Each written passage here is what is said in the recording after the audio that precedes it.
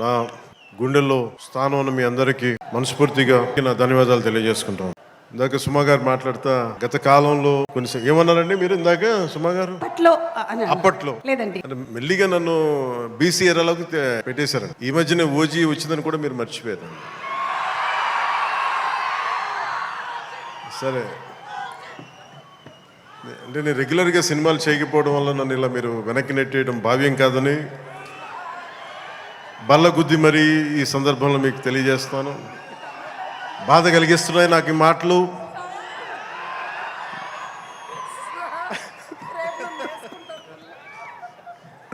సరదాగా సినిమా నాకు చాలా ఇష్టమైంది. నాకు అన్నం పెట్టిన సినిమా, ఈరోజు ప్రజలకు సేవ చేసే గుర్తింపునిచ్చిన సినిమా.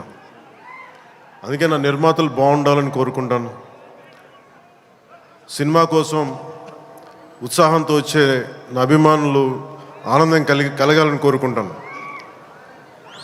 ఎప్పుడు సినిమా ఎలా ఆడాలి, ఎంత బాగా ఆడాలి నాకు తెలియదు. ఎప్పుడు సినిమా రిలీజ్ అయినప్పుడు కలెక్షన్స్ ఎంత ఇప్పుడు అడగలేదు, నాకు తెలియదు ఆ సంగతి. అలాగే నాకు ఏ సినిమా బాగుండాలని కోరుకుంటాను.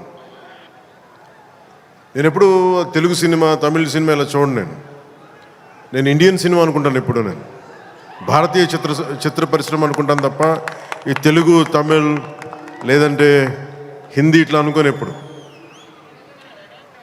అలాంటి తెలుగు చిత్ర పరిశ్రమ ఈరోజు భారతదేశంలో ప్రపంచవ్యాప్తంగా అది ఆస్కర్ దాకెళ్ళి ఇది మన తెలుగు చిత్ర పరిశ్రమ తాలూకు గ్రేటెస్ట్ అచీవ్మెంట్ అది.